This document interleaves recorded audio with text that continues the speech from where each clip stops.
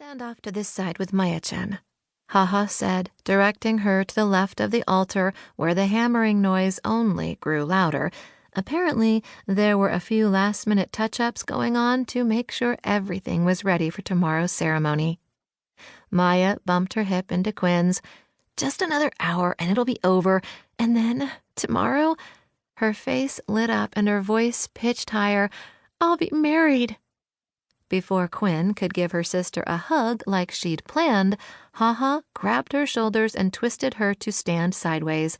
Turn this way, no slouching, and would a smile kill you? Maybe, Quinn said. Is that a chance you really want to take? Oops, those are the inside thoughts today, remember? Luckily, Haha didn't bother with a response. She was used to the sarcasm. With the Rutherfords lined up on the other side, they probably hadn't heard either, so no harm done. Haha continued rearranging everyone in place, making the groomsmen switch order when she didn't like the height differences. Perfectionist was an understatement, not to mention how determined she was to show the Rutherfords that a small-town celebration could be just as extravagant as one in the city. There were caterers driving in from 2 towns over, and the decorators had driven up from Salt Lake to deck out the town square. The entire reason Maya had wanted to be married in Hope Springs instead of Cheyenne, where all of their family had relocated for the time being, was the small-town charm. Despite their many moves through the years, the sisters both considered it their real home. It was where they had their best memories. But the Sakatas were big on impressions, especially when clients were invited and they were trying to one-up the Joneses, or Rutherfords as it were. Quinn had asked Maya if she wanted all the fuss, and while she could tell her sister didn't, Maya asked her to let it go. So, for her sake, she'd be compliant. She reached over and squeezed her sister's hand. It'll be like in The Little Mermaid, when the whole kingdom's there to see. Maya laughed. My dress is sparkly. We just need to get you a gold tiara real quick. Do you think Chi-Chi would hold a trident? And sprout a tail?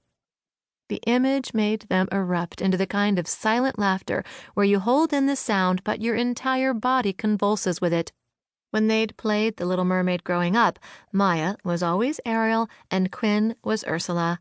It was more fun, until that whole getting rammed through with a sharp pole and dying an electric death thing.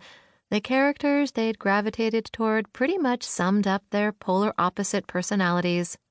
All growing up, Quinn heard things like, why can't you be more like your sister? And look at Maya, she's the younger one and she's the better example. From her parents, teachers, other family members, pretty much everyone except their maternal grandmother, Sobomachi, who was one of the few people who'd actually understood Quinn. While that might lead some to resent their sibling, Quinn had never felt that way about Maya.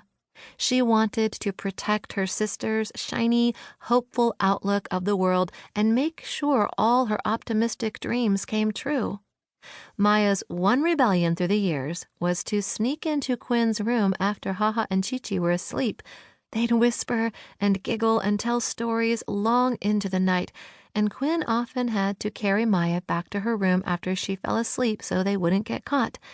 So, despite their different personalities, they'd always been close, and Quinn would do most anything to make her sister happy. It's going to be perfect, she whispered to Maya, giving her hand another squeeze. When she glanced up, Mrs. Rutherford quickly looked away as if she'd been studying her.